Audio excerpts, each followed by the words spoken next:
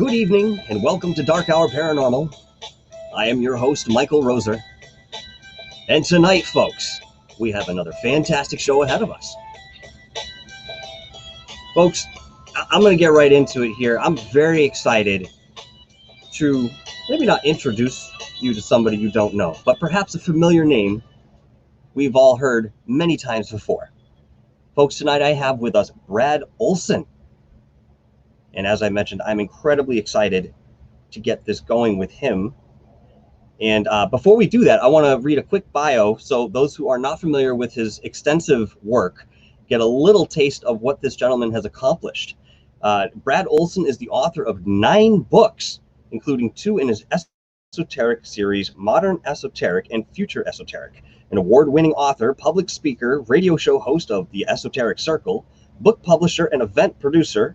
His keynote presentations and interviews have enlightened audiences at Contact in the Desert, Awareness Life Expo, the 5D events, and dozens of radio shows, including Coast to Coast, Fade to Black, and Ground Zero, and television shows, including Ancient Aliens, America Unearthed, and Mysteries of the Outdoors. Brad is a founder and co-producer of the Weird Street Faire in the SOMA neighborhood of his home base, San Francisco. Brad was featured on the front page of San Francisco Bay Guardian in September 2014. The Chicago native's esoteric writing continues to reach a wide audience while he continues breaking ground in alternative journalism, public speaking, illustration, and photography.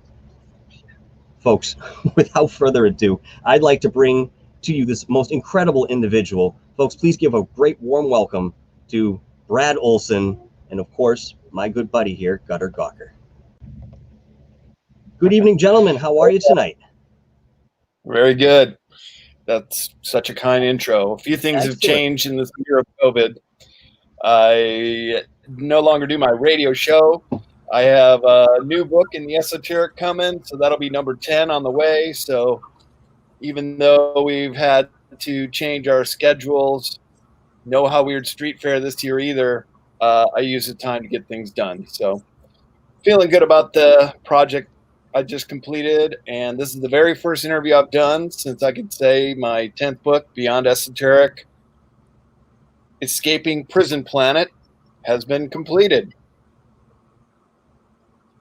And we'll get into that, I'm sure. That's awesome. Oh, please, I'd like to hear what you've done recently. Because I have questions for you too, but if this is where you're at now, and I'll update everything as the show it finishes out. Again, guys, this stuff is in the description, and I will update that bio for Brad there, and you can find his work as well.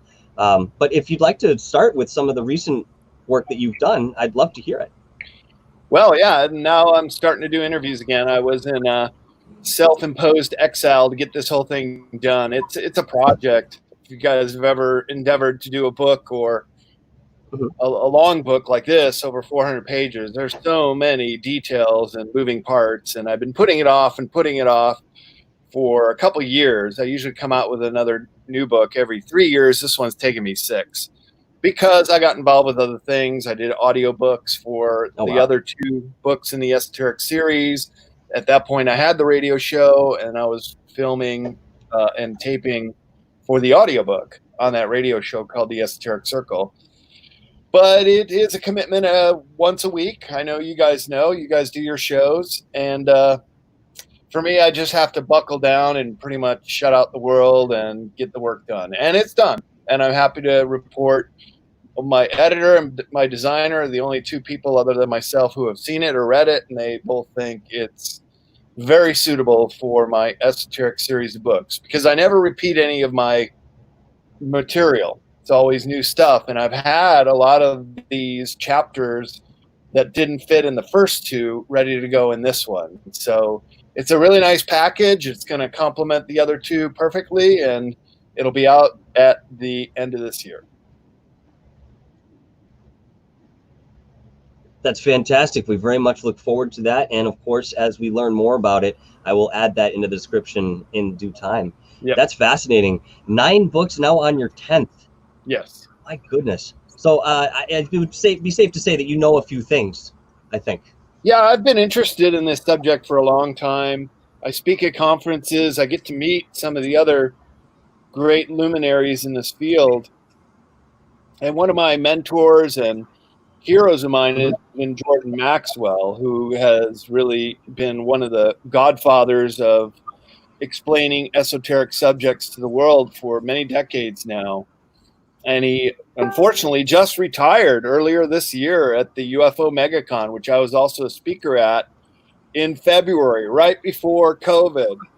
And I had another half a dozen conferences in the spring and summer coming up, all got canceled. And now we're just finally now coming back into conferences. So I have one next month up in Mount Shasta at the end of August, another one in Texas in the middle of September, and then Disclosure Fest in LA in October. So things are starting to come back to normal if they don't get canceled again. And I've been disappointed all year, but I'm just trying to make something good out of the time that has been enforced on me to get projects done. So glad to finally come out of my exile and talk with you guys first. I got a couple more interviews now coming up tomorrow and next week. So good to get my talk on again. Brad, what does a person like yourself do when you're not writing books? You know, when you're not researching things, when you're not seeking out mysteries to solve? What are you doing in your free time? Yeah, well, I travel a lot. Actually, I've been taking trips every month, multi-100-mile trips around California, Arizona. Just came back from Nevada. So that helps keep life interesting. And then I like to exercise every day. Today I went for a beach jog, sometimes a bike ride, sometimes a long hike. I truly believe it's body, mind, and spirit to be at your peak, especially with creative projects. Creative projects is a different kind of juice. It's not like building your weights up in the gym. It's being inspired to really navigate some of these sometimes thorny subjects in the esoteric field. And so I have to put in a couple hours every day with my book publishing business, CCC Publishing, and there's again so many moving parts that come up every day that I have to deal with, and I just can't be in front of a screen all my waking hours. So at least 3 or 4 hours a day I get outside, to answer your question. Do things that are fun, and then take road trips. Well, your cousin Sarah wants to know when you're going to come out to her lake house for dinner. I'm going to be there. I'm going to barbecue for you guys. Is that cool? That's cool. I'm making my promise for next summer, though, and we will maybe do a live show from her balcony. It sounds great. I just had these other commitments to get through this year, and I'll be a lot more at ease to come out next summer. Absolutely. Promise. Understood. We can all agree. It's been a very strange year, and everybody's sort of taken it in stride and done what they could as they go along. And I like what you are kind of the way that you're looking at this. Obviously this has affected everybody differently, but there are some people that have had the moment to sit back and become more creative, and that's been the silver lining in some of this stuff. Now, Brad, I know you as a jack of all trades when it comes to the paranormal field, comes to that whole umbrella of esoterics and everything. So it's really hard to pinpoint one specific thing that, in my personal, research of you, that I would say that is your forte. Okay, you do everything. So I want to start this off by asking you, what aspect of this field excites you the most, brings you the most passion? What is your biggest interest? Is it UFOs? Is it cryptids? Is it the esoterics? Is it all of it? How do you feel? Well, interestingly, it all ties together. I always liked what the late Bill Cooper said in his first interview or first conference at the UFO conference where he spoke in 1989. He said, you put the aliens in the middle of this stuff and you get all the answers. And sometimes a lot of this stuff does tie into what's going on with ETs in the world. That Bill Cooper interview was UFO Congress in '89 in Vegas, and there's still a grainy video of it. It's great. He has some quotes in there that I memorized to say during my interviews. And another one is, and this ties into the esoteric, and this is kind of really what got me started thinking about a lot of this stuff. Bill Cooper said, it was known and it's known now that aliens have been manipulating humans through witchcraft, magic, the occult, and religion.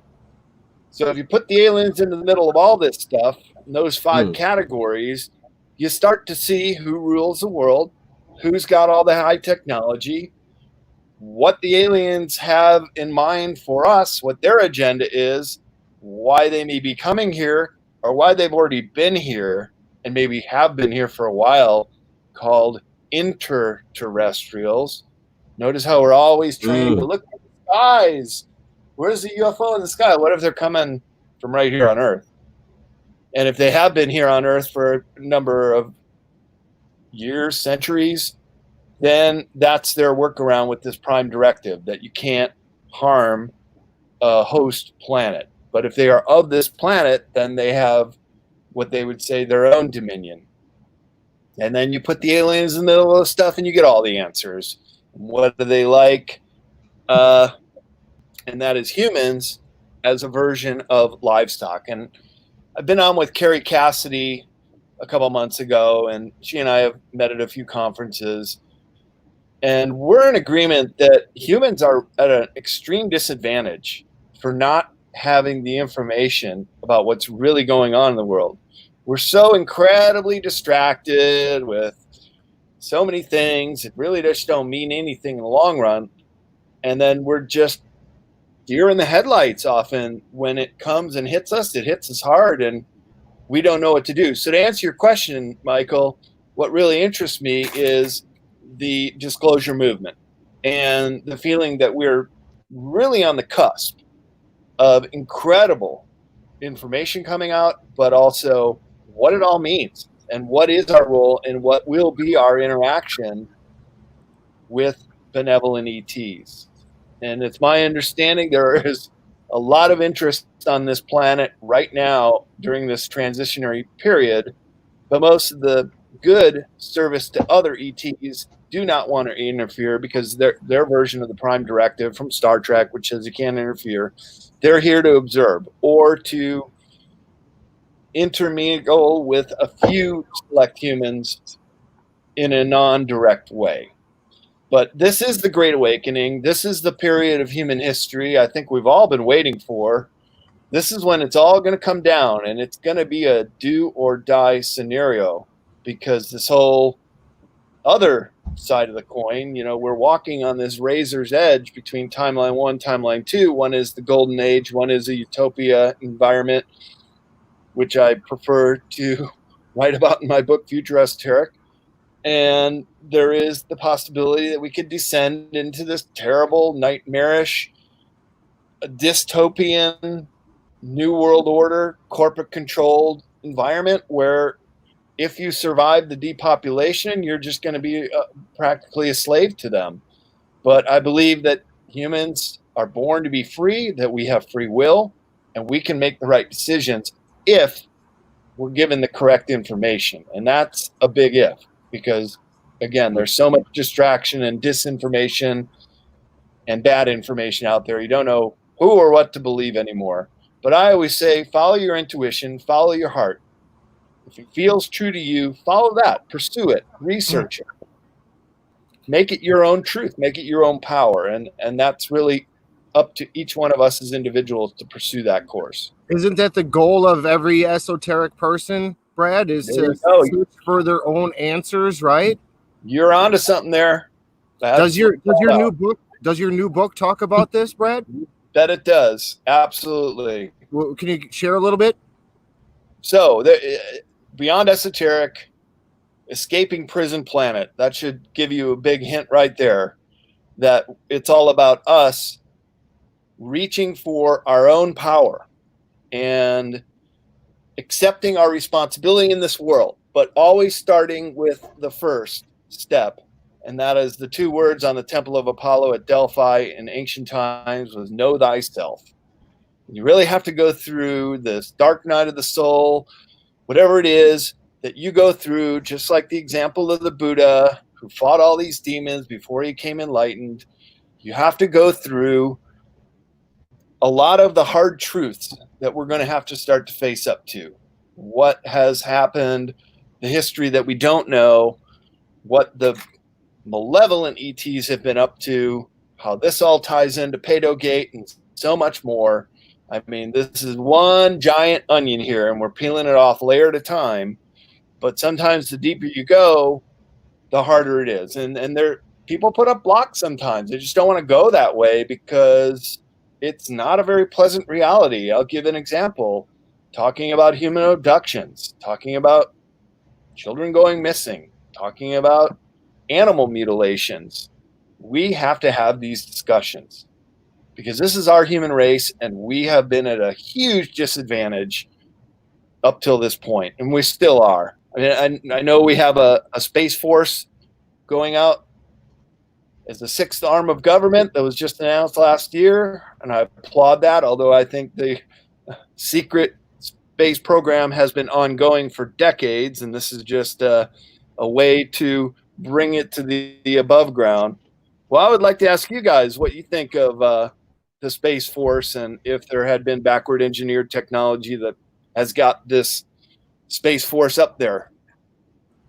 I believe it, sure. because I listened to what they were saying about the Colonel Caruso, is it, Brad? When he said that all this was reversed engineered from Roswell with the fiber optics and all. Oh yeah, I completely believe that some government out there has some information, and they're passing all this to the companies, and they're sharing it for, you know, jobs and creation of these jobs. But it has to come from somewhere, Brad. You know, these super high tech technologies, I think they're being fed to us with crashes and whatnot. Michael? Yeah. Well, there's the. Sorry, hang on. Yeah, so there's, you know, I agree with what Gutter's saying, and my understanding is that we have been working with ETs for many years, and I think the focus. Sorry, I think the focus is governmental aspect of involvement. So, you know, when I followed Dulce, New Mexico, and the Dulce Wars, Phil Schneider with ETs for many years. You know, in terms of what Space Force X is, they're just getting us warm. They're introducing these ideas very slowly, make it a palatable, digestible thing so that it doesn't shock us and back. So I believe we've been working with this stuff, and yeah, they're using back engineered technology, and they have been for a long time. for a long time. Yeah. Yeah, 75 years since at least Roswell. And then if you take into account the Nazi scientists that were brought over here after World War II, von Braun and Hermann Oberth and others who started NASA, they've been working on this stuff since the 1930s. So but we're Brad, coming up to the 100-year anniversary of backward engineering this stuff. But Brad, even before that, wouldn't the pyramids count, or the temple of the sun and moon? Wouldn't those objects be included in something that was given to us, possibly from above? Ancient history definitely ties into the untold story that is unraveling now for really the first time in human history with the advent of the internet, with finally a free exchange, even though that's being compromised now with social media. For a while there in the 2000s, it was the golden age of free information. Now a lot of sites, as you know, and voices have been censored and shut down. But if we look back to the pyramids, absolutely. I've been to Egypt. I had an opportunity to climb the Great Pyramid on a full moon in 1993 and toured all the sites up and down the Nile. It's a fascinating country. I've been very interested in this for a long time, and it's also interesting that some of the giants and hieroglyphs depicting giants come out of Egypt from the oldest times. So when you look at very, very large humans, and keep in mind there are very, very short humans too. They're similar to us, but they're not quite like us. The very, very short one come from an island in Indonesia called Flores, and they were only 3 feet tall when they were fully grown. Those were living concurrently with proto-humans. And then it shouldn't be so much of a stretch to think that there could be very, very large humans, sometimes with these elongated skulls. Well, actually, you can go to a couple museums in Peru and see these elongated skulls. They're just showing them in displays, and they have a great big cranium that comes out the back, okay? And you cannot bind a head, you can't wrap it and create a larger cranial capacity like these elongated skulls have. You just can't do it. It's not possible. You can't add brain mass. You see what I'm saying? You can bind it up in all number of ways, but can't make it grow bigger. And that they're 30% larger than we are, well, it would stand to reason that their bodies would be 30% larger than we are. And then this would account for the 7 foot, 9 foot, sometimes 12-foot giants that have been discovered right where you guys are at too, right there in the Midwest in the mound sites. I did my book, Sacred Places North America, and went around to all these mound sites. And I'll tell you, I was amazed at how many of them had giants that were pulled out from the excavation that were done. Unfortunately, back in the 19th century or 1920s or 30s, these mound sites just turned into souvenir stands. So whatever was being pulled out of the mounds were just sold at the roadside, and most of these relics were lost. Looks like we might have lost Michael. There he is. Sorry. Hey, Michael. Sorry, my internet went out real quick. I apologize. My goodness. No problem. Did you catch the end? I'm sorry, what was that, Gunnar? You caught what Brad was saying before you cut out? I caught he was talking about the cranial extension, and unfortunately I lost that. But I won't make you repeat it. I'll definitely catch up on that. So wherever you guys were, please continue. I'm sorry for the disruption. No problem, buddy. Unless you were stopped there, and then I have a question about that. Go ahead. Yeah. Actually, this has to do with Egypt in general. So some years ago, I read a book called "Everything in This Book Is Not True, but It's Exactly the Way Things Are." And I can't remember the author, but one of the things using nothing in this book is true, but it's audio levitation. Yeah. Yes. He mentions using the levitation that you've talked about. Yeah. The auditory levitation, that the pyramids from the top down in 3 days. Have you ever heard anything like that? Well, we're talking about technology that is still heretofore unknown to modern scientists, or at least it hasn't been announced. The book is called Nothing in This Book is True, but It's Exactly How Things Are by Bob Frisell. And I love that book. I've read it cover to cover. The problem is every time I let somebody borrow it, it never comes back because it's so good. Everybody wants to hang on to it. Of course. That book inspired, predicated my own Esoteric Series because it got into so many cool subjects that I expanded upon and looked to his way of introducing a lot of these intricate subjects, or some might say fringe subjects, to the lay reader, and try to help people make sense of it, offer every side that I could find that's relevant, and just let the reader decide what's really important on all this.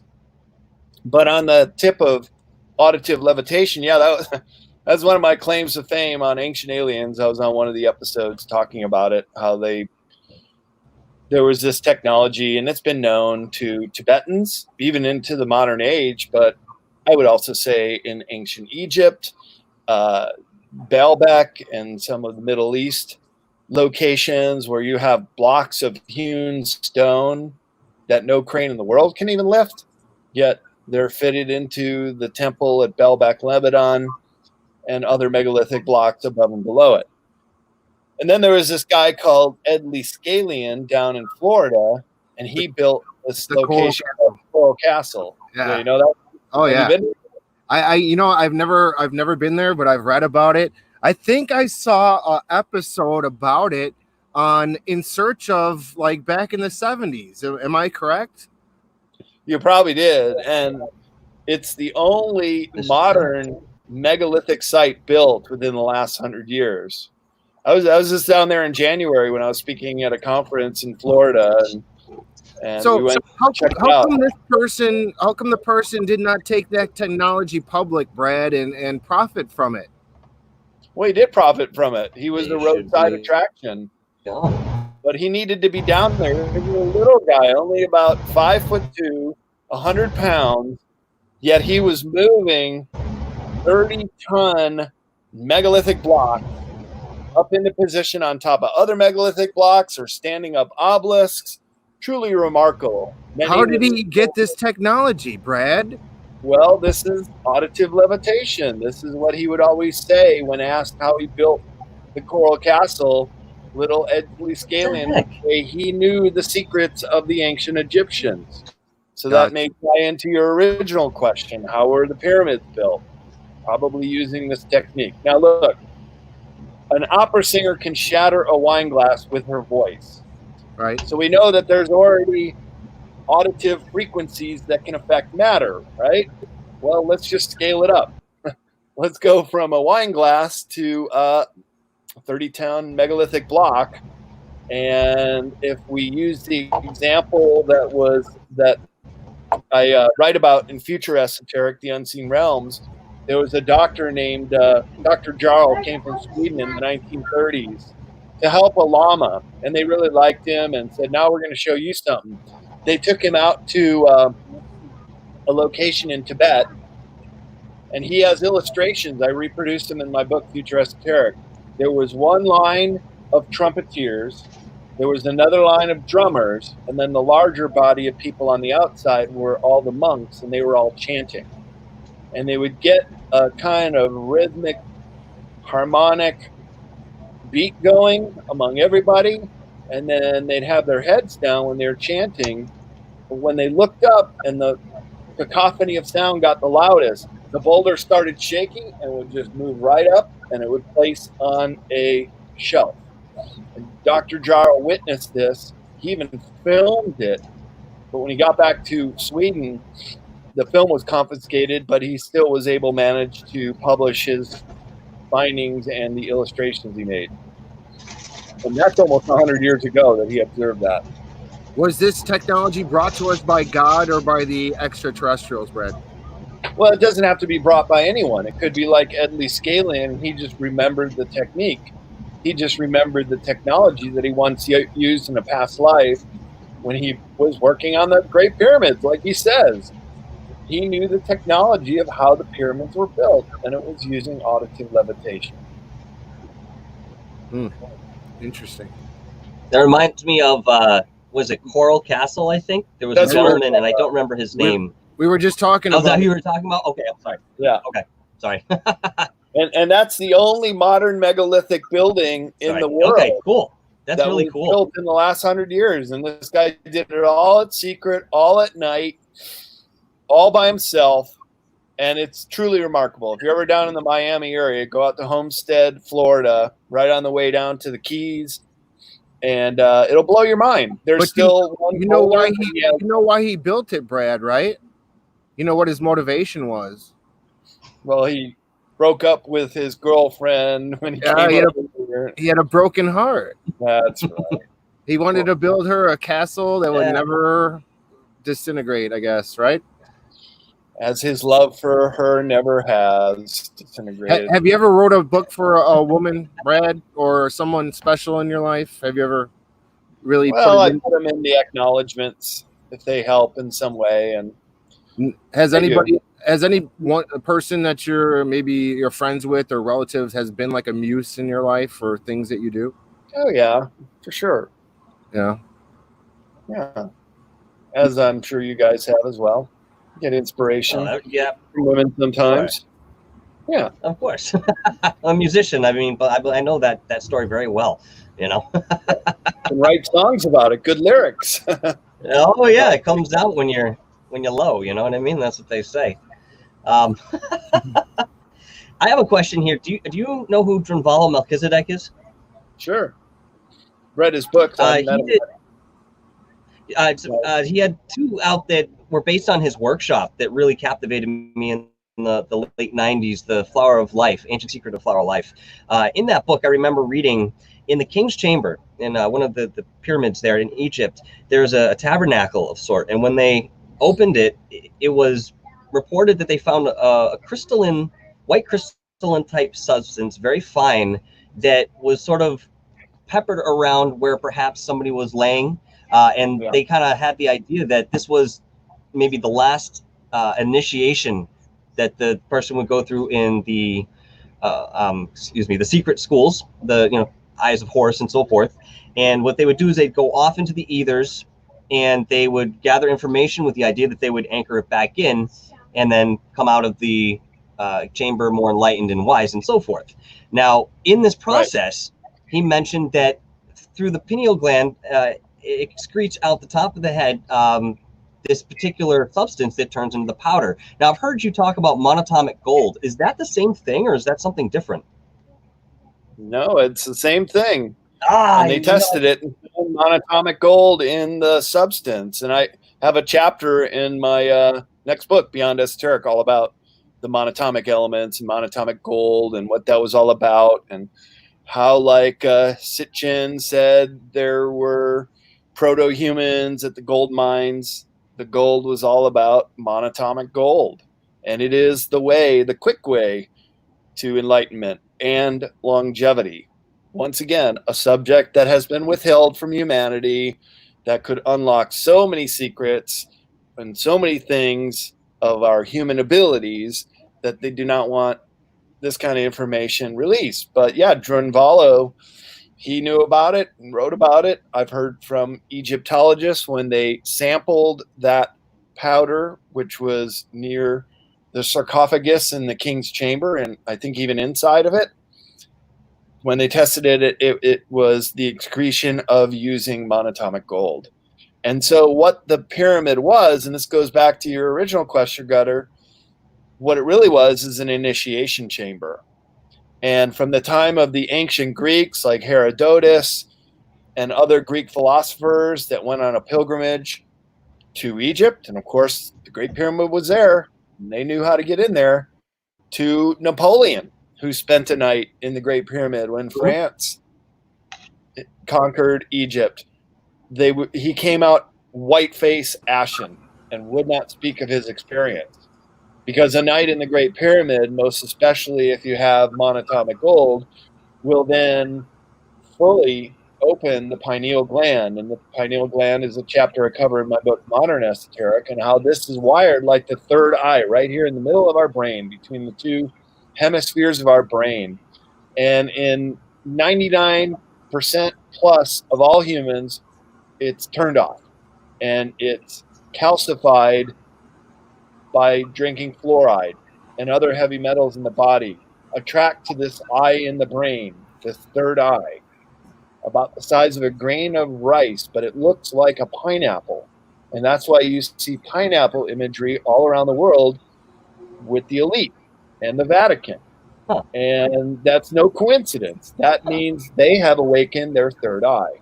And Brad, they are on a fast path to enlightenment. Brad, what do these people experience when that pineal gland is fully open? Well, this is what's called the Kundalini experience. This is when the chakra energy systems in our body are awakened and fully open and operating. And it's the serpent that goes up through those Kundalini light centers in our body, finally reaching the pineal gland. And then there are several other levels outside of us, which is our soul Kundalini. And at those points, then the person would experience something like the Buddha experience, which is an enlightenment moment. And my understanding is all of these happen in very quick succession. but it might take a lifetime to get to that point. And I'm not saying I have, and I haven't. I would like to. It's certainly on my bucket list. Check, become enlightened. That would be great. But then, like the Tibetans say, once you do, it's collect water and chop wood before enlightenment, collect water and chop wood after enlightenment. So life goes on, as the Buddha would say, and we just continue being the best human being we can possibly be. And I think that's really the first step in all of this is, as I said at the top of the show, know thyself.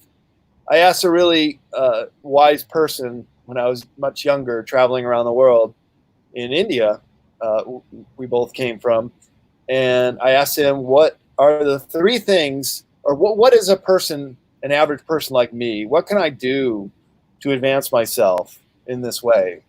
And he said, charity, compassion, and wisdom. And it's being charitable with people. I give homeless people $1 when they're asking for it. Doesn't matter. I'd like to be charitable wherever I go. Compassionate, yeah, there's a lot of suffering and pain in this world, and it is kind of up to us to understand that. Not take it in internally, but just to understand that we're in pretty good positions to be able to do what we're doing. And if you guys were ever had the opportunity to travel around the world or go to a developing country, third world country, and see how the other half lives, I'll tell you, it's a life-changing experience, because we are blessed to have just been born in this country, to have the opportunities we have, because a lot of people have no opportunity. It's sad. And to have the wisdom to understand all that and put it together. It's the one nice thing about getting older. You do become wiser. But Brad, won't we learn all the wisdom here in this life and be reincarnated into a next life that might possibly be in one of these third world countries? Well, I think if you commit suicide, you're absolutely coming back in much worse circumstances than you have to teach you the importance of life. You absolutely have to live out this life. Mm-hmm. And I would say you can't be violent. You certainly can't kill anybody. Yeah, that's the fast track right on back. What about animals? I'm compassionate to animals. I'll let you make your decision, what you feel is the best choice to make, but I don't even like to go fishing. I don't like, maybe call me a hypocrite because I still eat meat. But I think you have to, for these bodies, you have to feed it with animal protein sometimes, but not all the time. Just I know there's a religion in India that brings brooms with them to sweep ants off their path because they don't want to hurt a thing. Yeah, those are called the Jains, and they do that, and they will not hurt a thing, right? And they won't even swat a mosquito. They're just, please be on your way. Don't sting me. Go, just be on your way. Yeah. So of course that's taken it to an extreme. And then when they die, they go on a platform where the vultures and other animals will pick the flesh off until they're bones, and then the bones dry in the sun to the point where they can just be powdered and just thrown back into the natural environment. And if you think about it, it's a pretty pure way to go. But they're having a problem with vulture survival in India. There's so much poison that I understand that that's not as easy as it was just 10, 20, 30 years ago. There's just no more vultures left to eat the bodies, and maybe filled with preservatives and other unsavory tastes that humans have accumulated.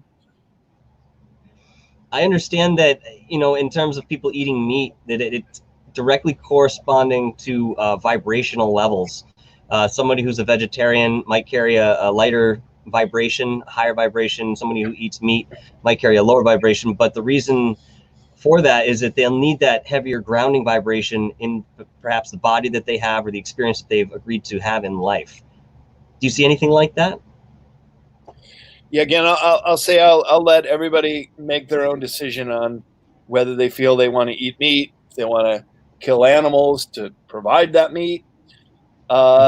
But I look at the physiology of the human body, and I've seen what sometimes being a vegan for too long, especially an active man like I am, and I think you guys are, it will make your muscles atrophy. I don't think it's entirely good for active men in the prime of their life, basically, to become vegan. It's a healthy alternative for a while. It's a good cleansing tool. But I think these bodies are really designed to take on what we used to eat in a natural environment. If you have ever heard of the Caveman Diet, it actually makes a lot of sense. You eat meat a couple times when you have a big feast, like you would have us guys all going out to catch a bison and bring it Brad, back. that's exactly how I eat. I eat like a caveman. It's the There you paleo, go. right? The paleo diet. Foraging nuts and berries, right? That's pretty much the best Yeah, thing you can it's eat. like you're living in the woods. But you're Yes. just eating what's in the woods, like my promo video today. Yeah. Except you don't want to get a drone stuck in your wig while you're shooting the promo video. That wasn't cool.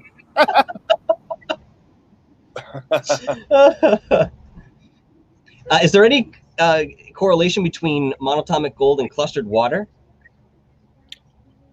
Well, both are esoteric subjects, to be sure, and I cover both. A relation as far as if you drink clustered water, which only permeates from 7 locations that I've been able to locate around the world. One of it, which is Lourdes, France. Another is in the Vilcabamba Valley of Ecuador. And other places where it's considered very holy, sacred water. And the people routinely live to 100 years or older. If you drink clustered water, now you can actually get it and buy machines to make it for you, and it's very healthy.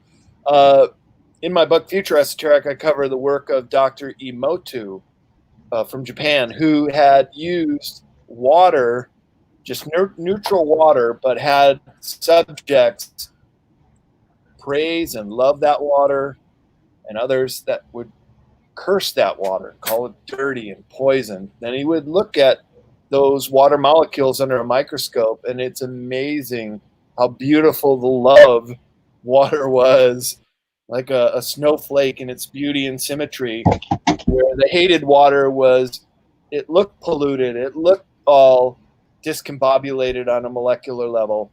So there's so much that we can do with our minds that has really not been fully explained to the people. For example, how great would it be if the 3 of us went to grade school and we started learning about telepathy and telekinesis and some of these other superhuman abilities, ability to astral travel, remember with full clarity our dreams and remote view. I mean, we could really start to solve all the mysteries of the world by having these human abilities. Now, I believe that they're innate. They are within all of us. But again, our pineal gland is so calcified, which is the main vehicle to allow us to use some of these abilities, that we're handicapped and we're unknowing. Brad, what if there are no answers? What if we never get the answers? What if it's ongoing and it's ongoing and it's ongoing for infinity, and we're always on the wheel? What happens then? Then it's ongoing, Gutter, and you're going to be back in another lifetime, and you're going to be learning these lessons again, over and over and over again, right? Well, get it right. Until we get the enlightenment, which we're Right. always charitable, we're always honest, we're always polite, we're always practicing the golden rule. Is that the proper path we're looking for? If that's your path, if what I say comes of this enlightenment process sounds interesting and you wish to pursue it, yes, you have to be a very good human being in your heart to everyone, and I would even put it further, to everything. Even if you are a hunter, like the Native Americans do, say a prayer for your prey. Thank it for giving its life to you so that you may eat it and it will nourish you to keep you alive. You see, we've lost this attachment to the natural world. We think we're so above it because we can grow cattle and they go through a feedlot and then they end up on our supermarket shelves. But who's saying a prayer for all the hundreds of thousands of head of cattle and pigs and chickens and other animals that die every day? We don't do that anymore, but we should. And just a reminder that everything you do, every action that you have, there is a counteractive. And once you start to become aware of that, and I think this is one of the greatest secrets withheld from humanity, once you realize that everything you do is going to affect you, if you're going to ever want to become A, enlightened, B, have the opportunity to not come back to this planet, escape this prison planet, and that's what the Buddhists call a bodhisattva, those who come back voluntarily to help with awakening humanity. And just think, there's about 8 billion humans on this planet right now. If you can understand reincarnation, and I do a chapter in Modern Esoteric about it, and all the evidence there is that, like the bumper sticker says, we're not humans having a spiritual experience, we're spirits having the human experience, and you're just here with everybody else that has lived throughout history right now, and we're either going to get it right or it's going to be terribly wrong. And I say we get it right. And how do you get it right? You get right with yourself first. When you get right self with your friends totally vibe around you, your family, no more conflicts. You're in loving harmony with everyone and everything. And that's how you get yourself in a position to have this Kundalini experience that leads to enlightenment. I'm doing my best. I'm not there yet, but I'd like to try it. I want to say I agree wholeheartedly with what Brad's saying, because I'm 49 years old now. I've been through the shit show of life. I've made the stupid decisions. I finally started reading books by like Paramahansa Yogananda, and it said, a saint is a sinner that never gave up. So I keep on trying, Brad. It's never too late, right? Never too late. We're all on an individual quest. You see, that's the whole thing. I didn't grow up going to church. My parents dropped out, and they just let them believe what they want to believe. But I realized Jesus Christ had some important messages. He was a master, here to co-create heaven on earth as best he could, just like the Buddha. They only lived a few hundred years apart. Jesus may have actually gone to India and learned some of these Buddhist techniques. There are very many similarities in the teachings of the Buddha and Jesus Christ. But you have to understand the context of who you are and what you do in this world. And we all have to make our way, and we're still stuck in this fiat currency system and money, and we just can't get out of it. And there really is no way out of it if you want to do what you want to do in life. But when you start to wake up to the manipulation and how much has been withheld from all of us, you get angry at first. If you're not outraged, you're not paying attention, like another bumper sticker. But then you come to peace with it, because you start to see it for what it really is.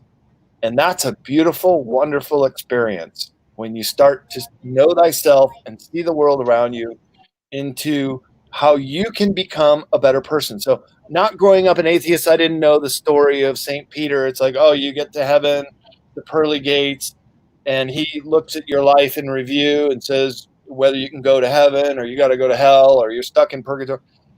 That's kind of silly. But what that whole parable of the story means is you do go through a life review. And guess what? It's you reviewing you. And if you have done bad things to other people, you're going to feel that on a soul level. And guess what? If they're really bad things, you're going to have to come back and be the recipient of those bad things. So this is the greatest secret of all time, is that once you know that, how could you be anything but the best human being you could possibly be? Yourself, everybody around you, and then in general, the whole world. Absolutely. And I've heard that too. There's no judgment. It's only you judging yourself. And even to a point, you're not really, I wouldn't say allowed to judge yourself, but definitely not encouraged to it. I mean, there's so much love surrounding you when you're doing these light reviews. They know that it's hard to watch all this and go through that and then decide what you're going to do in your next incarnation. I've definitely heard this before. Yeah. What do you think, Otter? What do you think about that? I believe it. I think that we are going to keep paying for the mistakes. It's all about karma, in my opinion. And the thing about I want to broach the UFO subject a little bit here, but I want to talk about abductees. I think Brad mentioned it briefly when he first started. The abductee aspect of it. I think that if you find yourself on a UFO being abducted, that's part of your soul contract. You asked for that as part of the karma, maybe from your past life. Brad, do you think that could be part Brad. Yeah, I'm wearing a T-shirt with somebody getting abducted. A joke shirt. But is it a joke? No, it's no joke. But we still have to keep our sense of humor about some of these things. Yeah, but people have been through very traumatic experiences. I've met Travis Walton personally and talked to him about Fire in the Sky, and been out to the forest where he was abducted, and been to the phone booth where he made the famous call. And one thing that a lot of abductees come away with thinking, Gutter, is that yes, they were traumatized. Yes, they had to be subjected to some things that were uncomfortable. But like Jim Sparks, who has a really total recall of all his abduction experiences, you can see his videos on YouTube. He said in the end, he even began to love his captors in a form of, they call it the Stockholm Syndrome, when you're in captivity too long, even if you're being mistreated and kidnapped. Sooner or later, like Patty Hearst, you start to identify with your captors and you become one with them. And even in some of these really horrifically sounding, anally probing abduction experiences that people had to go through, sometimes, like Jim Sparks, he was a lifetime smoker. And one of his stories was he had accepted that he was going to allow tissue samples and other things that come with abductions. And then one day they said, we're going to do something for you. And when he came out of it, they handed him a little box, and he opened it and was like, oh, what, that's smelly. That's terrible. What is that? And they said, it's you. We took all the tar out of your body, all the toxins, and put it in that box. And that was our way of thanking you. So, oh, wow. Maybe there's that kind of technology to look forward to, that we can detox ourselves so easily and quickly. I can't wait for this. That this world is quite polluted, Brad. Yeah, it sure is. And then when you consider the heavy metals that are finding their ways into our body, and the body really isn't equipped to get rid of the heavy metals at the pace that we're putting them in, that also gets up into the brain, calcifies the pineal gland, creates Alzheimer's and all these neurological difficulties, even Parkinson's. So we're being poisoned from many different ways. And these are subjects that I cover in my books because I think people have a right to know, and they need to know. And it's just like the saying, you can take a horse to water, but you cannot force them to drink. You can give this information to people, but you can't force them to read it. And if they choose to take the blue pill or wake up in the morning and believe whatever you want to believe, like in the Matrix, that's their choice. That's their free will. But I know a lot of people are starting to see that there's more to this world, and many things that have not been told to us. And that's the whole metaphor in the Matrix about the red pill. Take the red pill. We'll go down the rabbit hole, and I'll show you how deep it goes. And it goes so very deep. Then, like what Bill Cooper says, you put the aliens in the middle of the stuff, you get all the answers. Then it goes into exopolitics and the role of this planet and the humans in our solar system and beyond. It's a big equation. It's a deep rabbit hole, kind of like that crop circle you have in the background from Mill Hill in 2001. By the way, there's a bounty on that crop circle that anybody that can reproduce it in a single night, and there's over 200 circles in that, can win £100,000 bounty. And wow. That nobody has done it, and nobody can do it. No idea. Because there's ETs once again, or some form of higher intelligence that we just don't know anything about. We're at a disadvantage. We just don't know. But we should know, and we have a right to know. We had Dr. Yeah, Horst. we were talking to Dr. Horst Go ahead. Sorry. Go ahead. No, Michael, go ahead. Because I was just going to say we had him. Yeah, we had Dr. Horace Drew on a couple times talking about his involvement with the crop circles and how he decoded them and what information he was getting out of them. Very comprehensive individual. He definitely has a lot of thought behind these, and he has belief that he has a good handle on what some of these are saying. And from what he can ascertain, these are made by benevolent ETs for the sake of giving us this information. These crop circles apparently have other uses too, such as time traveling markers and so forth, but there's esoteric knowledge being conveyed in these designs, and that's one of the reasons, because it's so blatant in a certain respect, people are trying to cover it up. Right. And so it goes on. And this is the Great Awakening. So just embrace it and try to understand it, and don't let it get you down too much, even though some of this stuff is really dark. Brad, do you think humanity might be trapped in some sort of Stockholm Syndrome with the ETs overall? Is that another part of this book that's coming out? Could you tell us a little bit more about what's going to be written in this book? Yeah, I just posted it in the chat group, the Amazon page to it. I'll share it. In all my books, in the esoteric books, I do 3 sections, and each section has 7 or 8 or 9 chapters. So in Beyond Esoteric, it starts out called Neo-Fascism, and it starts with the Act of 1871 that less than 1% of Americans even know about. Why? Because it's been sheltered from us, that our country is actually a corporation and was incorporated in 1871. This led to the formation of the Federal Reserve, and income tax, and a lot of things that have been hijacked in this country. So that's a new form of fascism. Neo-fascism is basically the moneyed elite, many of whom we don't know their names or faces. They act from the shadows, and they are the ones who are coordinating this attempt to put the whole planet under a new world order structure. And America is standing in their way. This is the last great battle. And right now we are indeed going through a quiet war with silent weapons. And so this is part of the neo-fascism section. Then I get into the embargo, the truth embargo, about how many of these UFO subjects have been withheld from us, including underground bases, more material, including the Phil Schneider story, which is fascinating.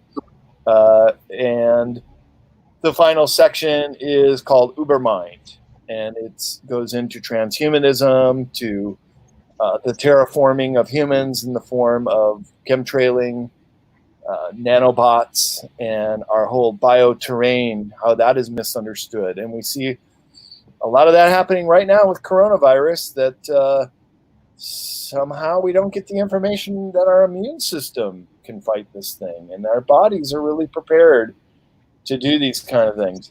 So people just have to know that there's two sides of the coin, that there's a lot of information.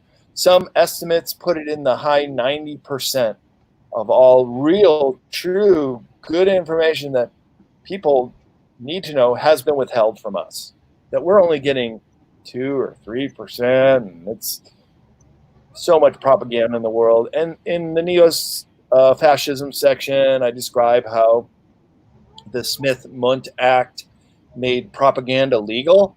Yeah, a lot of people don't realize that. News can lie to you legally, just in the same way you can't sue a vaccine manufacturer if you get harmed by it. Can't do anything about that. So when you're not given good information, you're going to make bad decisions. And the mass media has been bought and paid for like a corrupt judge for decades. It's propaganda. They can legally lie to us. Why would you ever want to take what they have to say seriously? It's just a dog and pony show to advance the agenda of these moneyed elite, who have basically control of the planet. And the one thing they don't have control of is the loyalty of our military and the oath keepers in this country, and the fact that so many Americans own guns. And if America falls, the rest of the world goes right behind it. And these plans have been in the making generationally. We're talking about decades. And it is the rollout of a one world currency. We're seeing that already. We're talking about a one world governance. And your mayor of Chicago just let it leak that she's following New World Order good governance. They're being... Lori Lightfoot. Yeah. So they're rolling out a one world government with the UN. And there's also going to be a one world religion. The Vatican has already announced Chrislam. Yay! Let me go to a temple on Saturday or Sunday and go worship Chrislam. Sounds great. Where do I line up? So some of the, I mean, it just sounds ridiculous because it really is. But this is the level of sociopaths that run this world. And this is their plan. And like David Icke has always said, there will be a time when all this stuff goes above ground. It goes from the smoky boardroom where decisions are made, filtered down through the Bilderberg and the G7 meetings, and it becomes policy in countries. And then it's just going to roll out into this new world order, and there's nothing we can do about it. And they'll make it mandatory to get vaccinated or microchipped. You can't travel already. Right now, you can't even travel. You can't go to Europe right now. You can't go to Canada or Mexico. So people, they're going for it right now. And we have to oppose them in a nonviolent way. We have to oppose them. The pen is mightier than the sword. The revolution is consciousness. Revolution is all of us waking up and saying, I'm not going to take it anymore. And opt out. Believe me, it can make a big difference. Gandhi did it in India, freeing that country from the British tyranny through nonviolent resistance. It can be done this way. It has to be done this way. But it all starts with us waking up. And that's know thyself and realizing you're as much of this as I am. And sometimes when you start to realize it, the responsibility even gets greater. That you have to be more of an announcer for your radio show, of talking to people about it, of getting it out on social media. Unfortunately, I can't really do that anymore because I've been censored so many times that the next time or so I'm off the platform. Like David Icke, gone. My friend Max Egan from Australia, gone. Terrible. YouTube channel, hundreds of videos, gone. Thousands of followers, Facebook, gone. You're just Jesus. Eliminated. And this is exactly what George Orwell said they did in 1984. They changed history by eliminating the past. Just like in Tiananmen Square, China, not a single Chinese textbook will tell you that thousands of protesters died there in June 1989. But I was there 2.5 years after Tiananmen Square, and there are cameras everywhere, and it's a totalitarian government. And this moneyed elite, the cabal, for lack of a better term, they've been around for a long time. They've got it all. They won the game. They got the money, they got the power, they got the control. Now they just want all humans to be under their control. And China is a good example of how a single authority government can do that. And that's like the poster child for all this stuff. But we're the land of the free and home of the brave, or maybe it's land of the fees, home of the slave now. But we still got a fighting chance. And that fighting chance is us waking up and understanding that this is coming, that this is actually on our doorstep now. It's not just making a YouTube video or a conspiracy theory or writing an article. It's here. You can see it.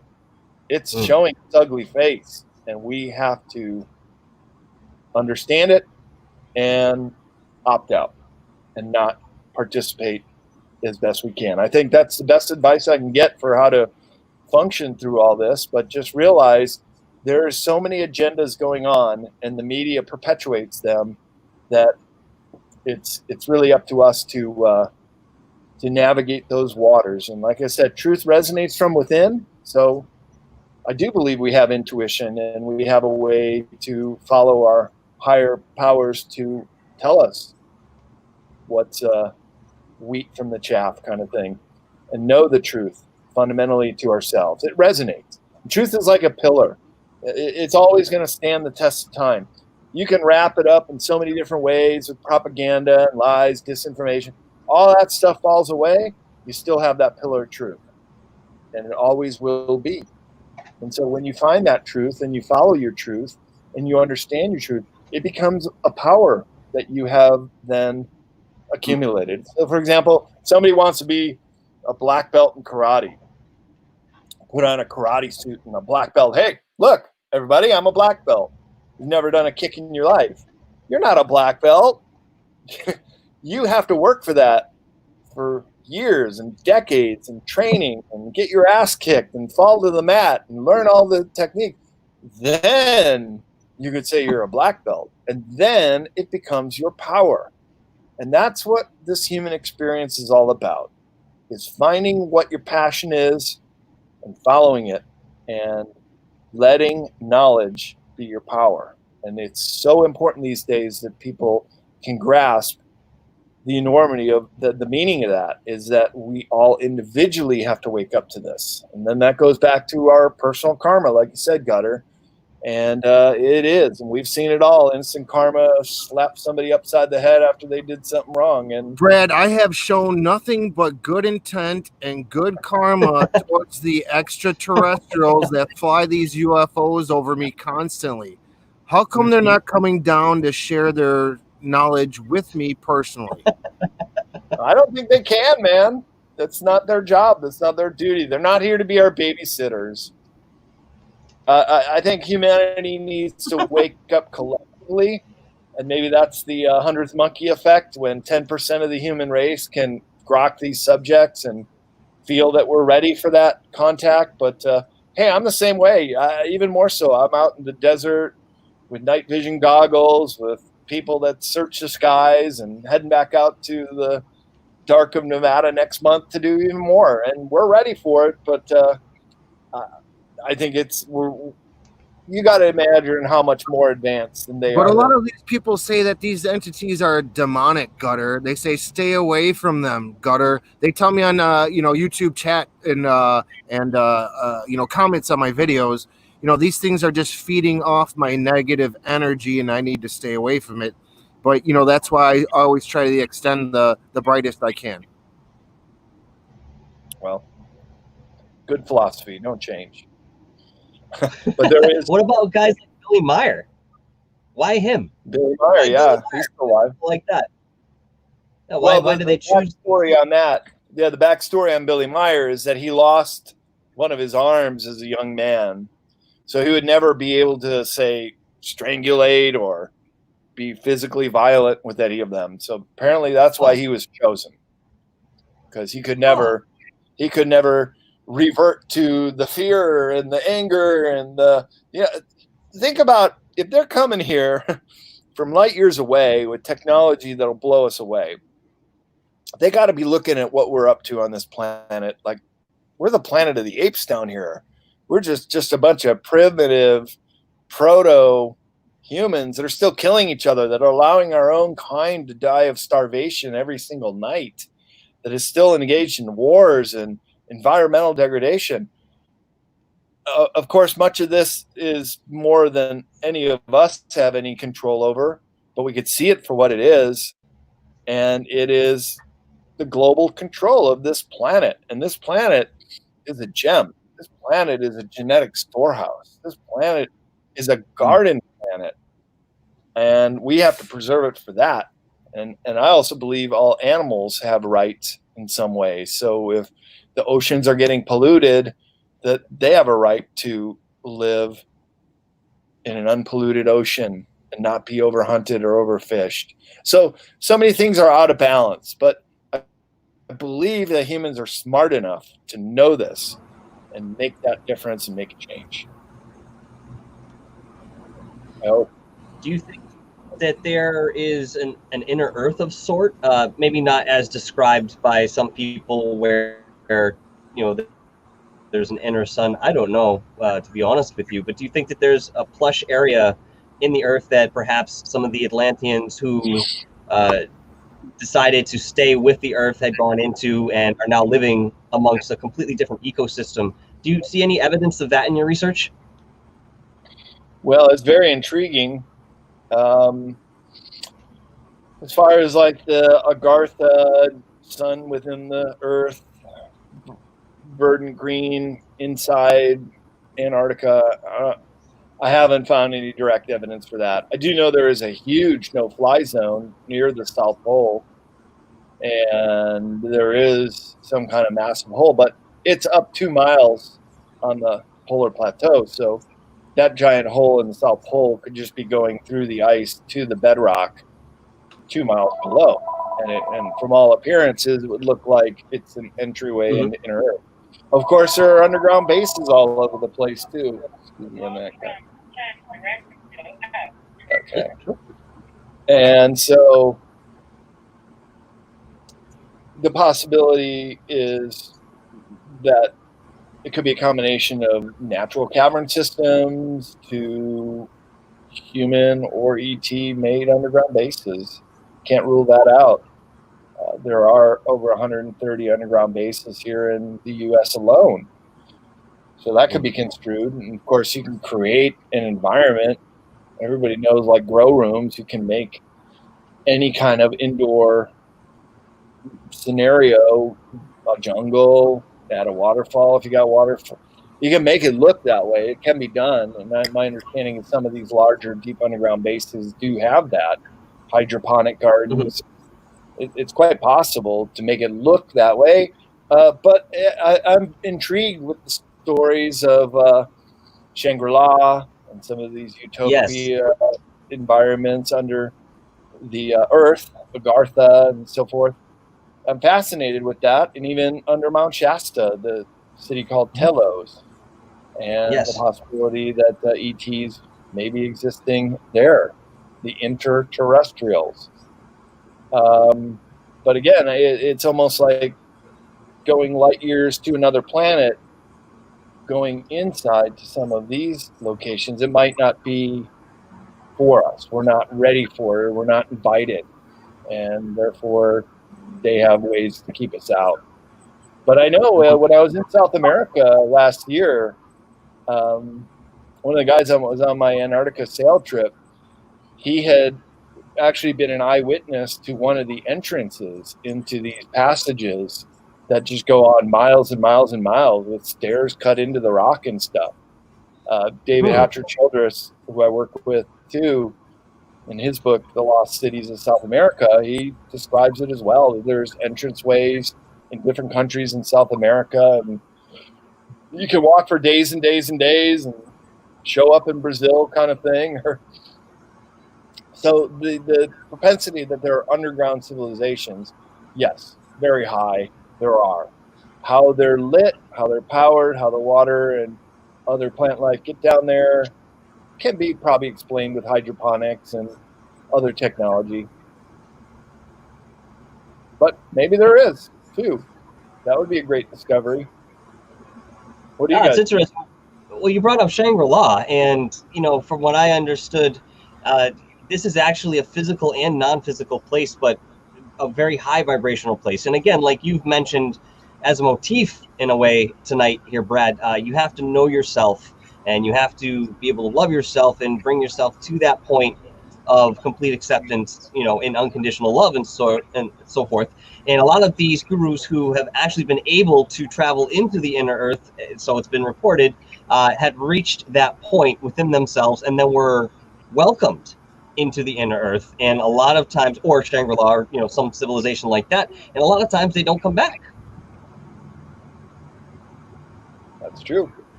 People go missing all the time. Maybe they don't want to come back. Right. We wouldn't think it wouldn't. We wouldn't think it would be on a volunteer basis, but perhaps it is. Maybe it is some kind of utopia down there, and they're like, "Oh, we found the promised land. Don't make me go back." Maybe people think that when they're abducted, or perhaps they go willingly and get to see some of these elaborate spaceships and don't want to come back from there. Hey, if anything from Admiral Byrd's story is true, I think I wouldn't want to leave there either. You know. Well, he did. Okay. So, yeah. Well, there was another story I think of a father and son. They stayed there for 2 years, but I'm not. It's not in my memory well enough for me to really reference it. But there was some story that they were fishing, found themselves that way, tried to come back after 2 years of living in the inner earth. There was a storm. I think the father had drowned, and the son was on an iceberg, got picked up by another fishing boat, tried to tell the story. He was labeled as insane and committed at some point. I mean, correct me if I'm wrong if you guys are familiar with the story, but that's what I remember. But there are a lot of them like this. You know, people coming in and coming back out. You know. And parties that have gone searching, some gone missing. There was one instance, and again, I don't mean to keep referencing Drunvalo, but I think, you know, a lot of what he's kind of thrown out there is really interesting to look at. There was another point where he mentioned there was a woman in Mexico, I think it was in the late 90s, early 90s, where there was a spacecraft under a pyramid, okay, and this was left over from Atlantean times. In fact, he made a description where you could kind of see through it. It was translucent, but it was powered by a sort of Merkaba, or, you know, electromagnetic field that was created intuitively. At one point, this woman was tasked intuitively with entering this craft through meditation, coming up above the surface, and at the time, wishing all those malevolent aliens that were here with us to feel sick and that they need to leave the planet. Is this an event that you are familiar with, or have you heard anything about that? Apparently, he said it happens every so often in our history. Yeah, I have heard that, and there may be a two-way street as well, that some may be getting extracted, but others may be entering from CERN and other Stargate technology that has opened portals for extraterrestrials or crypto creatures, like in the case of Skinwalker Ranch. But the decree for removing the real nasty ones that are controlling humans, I've heard several data points that come down from people who channel with the Federation, a galactic federation of benevolent beings, namely the Andromedeans, who are very much like us. They could probably walk down the street and nobody would even know that they weren't human.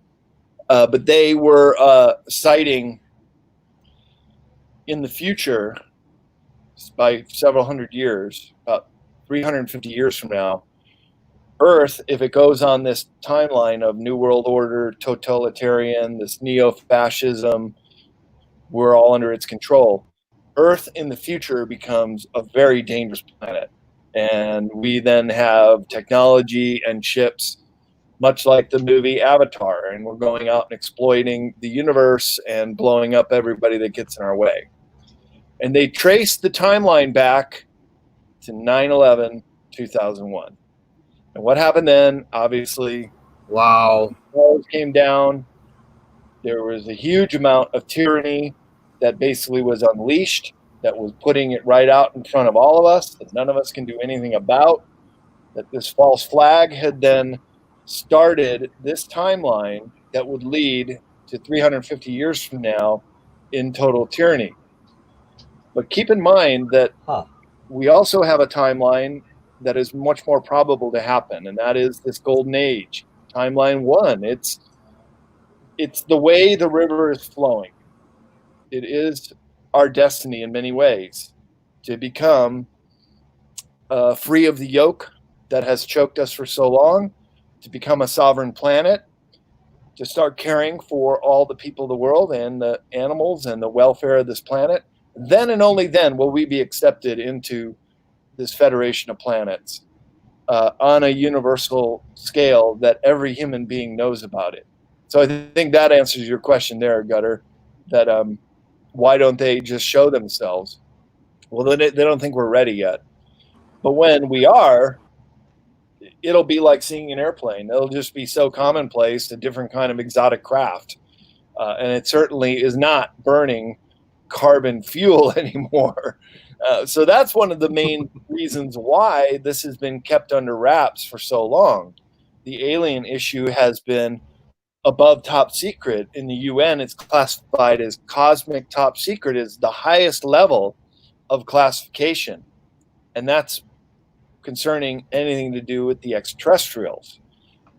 Truman set up the NSA initially for crash retrieval and to understand everything about the UFO issue.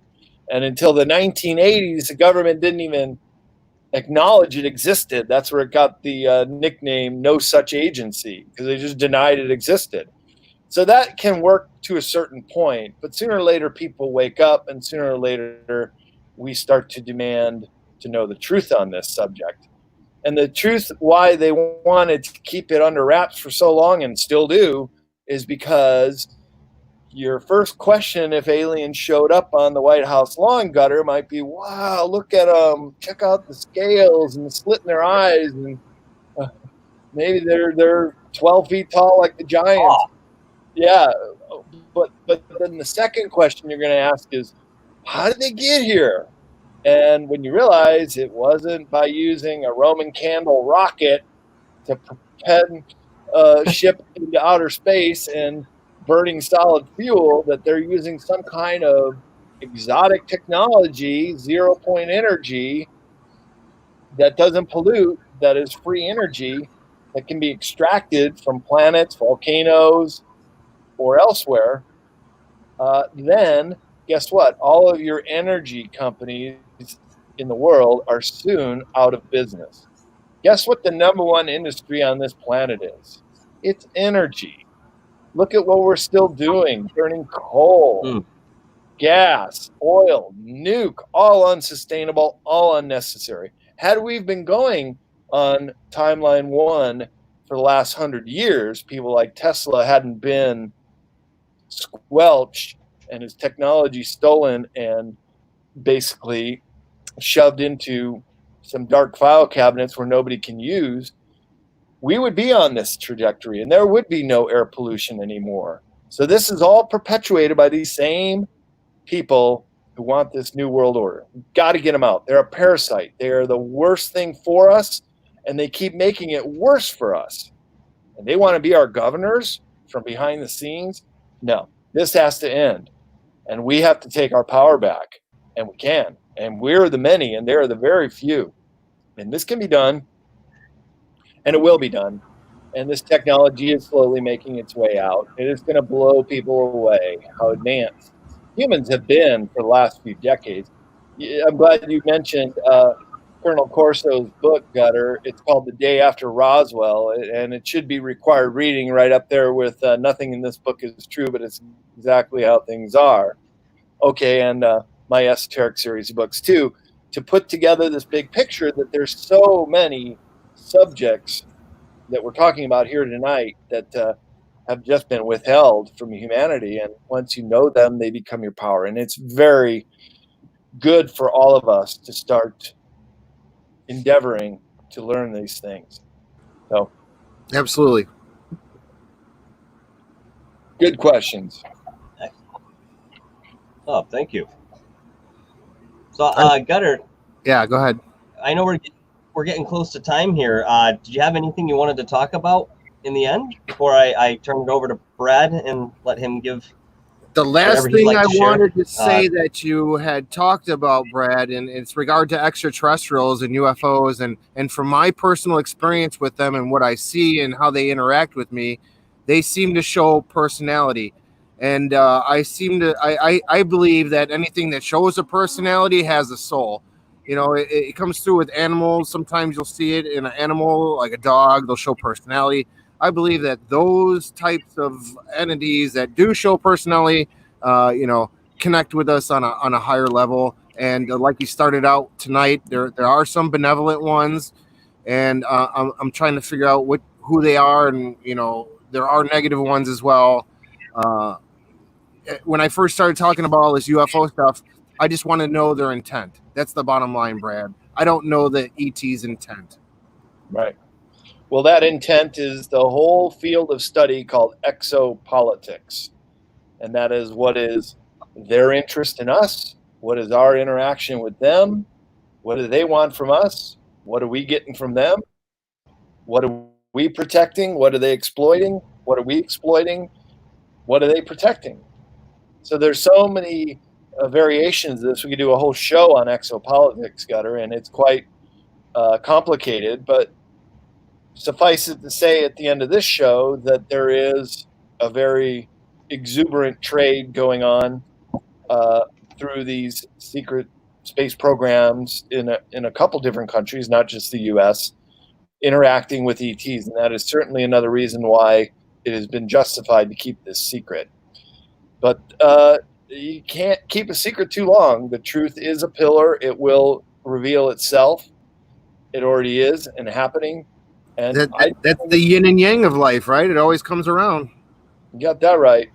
It's just a great time to be alive, to be able to watch all this happen too, and even play a small role in helping facilitate the Great Awakening.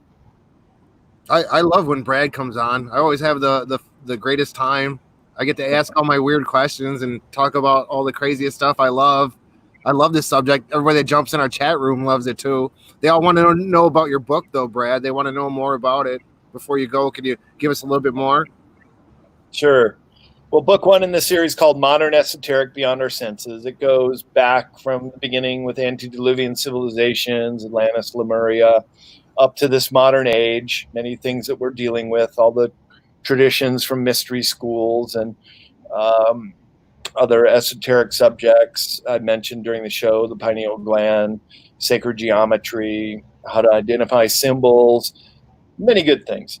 Second book is Future Esoteric, the Unseen Realms, and then that starts to introduce more of the UFO ET issue, exopolitics, but also outlines the good possibility of a timeline one, a utopia on this planet. And now Beyond Esoteric, which will be out at the end of this year, 2020, is the first section of what's subtitled Escaping Prison Planet. First section is neo-fascism, how this corporate entity is trying for global control right now, what their ways and means are in doing that, how we can counter it. Second section is the truth embargo, many other things off-planet bases, much on the secret space program. Finally, this section is in Beyond Esoteric, goes into the Ubermind, the word I made up, just how we're going to transcend this, how we're going to be greater human beings than we are, but also what is happening to us through transhumanism and the terraforming of humans 2.0, sometimes totally unwittingly not knowing basically what we're eating, inhaling, and drinking. And we can make changes there. And we can be knowledgeable how to detox.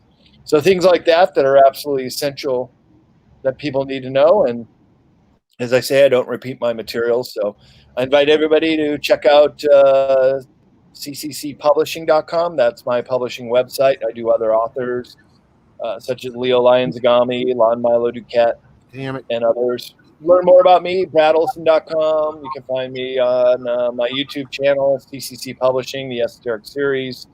And all of my audiobook files were recorded when I was doing the Esoteric radio show, and you can listen to my audiobook for free and see the video from a couple years ago when I was recording those. So keep on keeping on. Get Beyond Esoteric out at the end of the year, and why don't I come back on with you guys? Absolutely. That sounds good to me. Yeah, anytime. You're very much welcome. I had a thoroughly enjoyable time with you tonight. Thank you so much for joining us and sharing your wisdom, knowledge, and insight. It's been an absolute pleasure, Brad. Well, it was my pleasure to join you guys, and we'll have that reunion next summer, Gutter, in the Midwest. We'll do a show live from that bar you're hanging out at. For sure. Thank you, Good, Brad. I'll fly out to see you guys. Where are you at, Michael? Thanks a lot, man. Michael, where are you at? I'm in Worcester, Massachusetts. Oh, wow. I'm in Massachusetts, yeah. Coast Not coast. too bad. I could probably drive out there, to be honest with you. Yeah. We'll set Yes. something up. We'll be flying in our YouTube, Absolutely. our UFOs by then, Michael. 2021's almost here.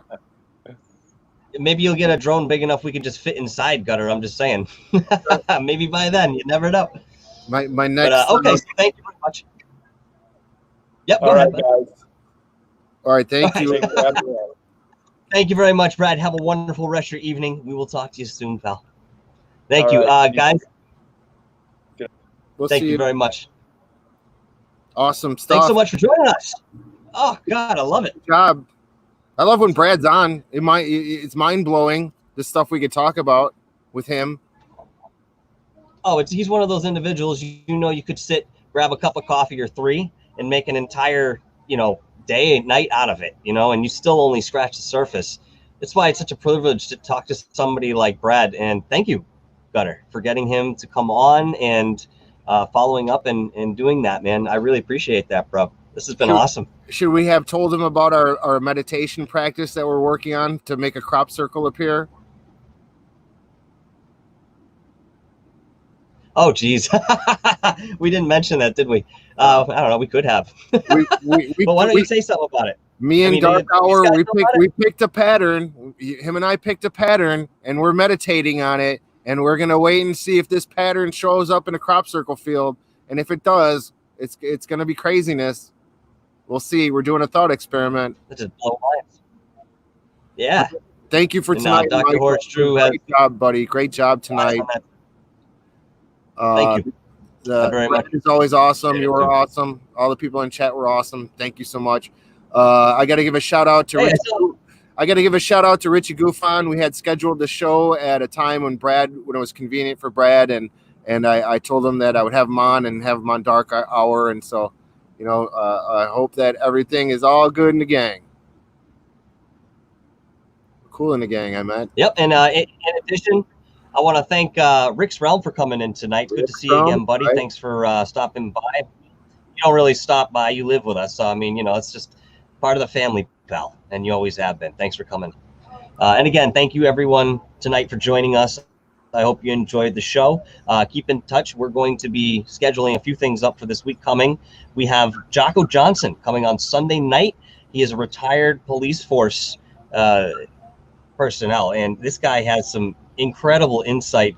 Gutter and I had a chance to talk to him a little bit today, and he was already pouring out stories and experiences that we had to literally ask him to hold it so that we could get into it on Sunday because it was just so interesting. I was going to mention it great, but we were running out of time. Brad had mentioned 9/11 stuff, and I was going to say, wow, we were just talking about that, Michael, right?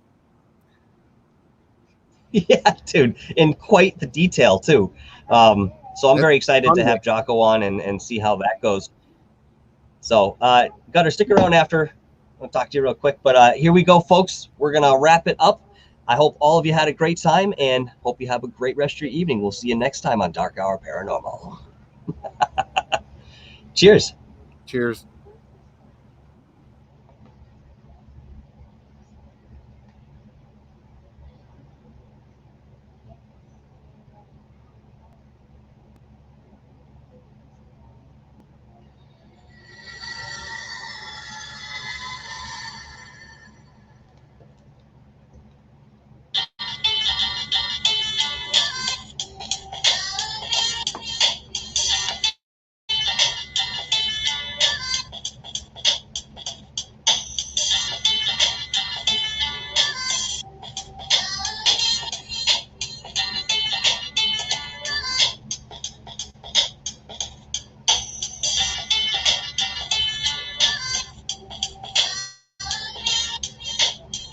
Oh, Chuck Bam.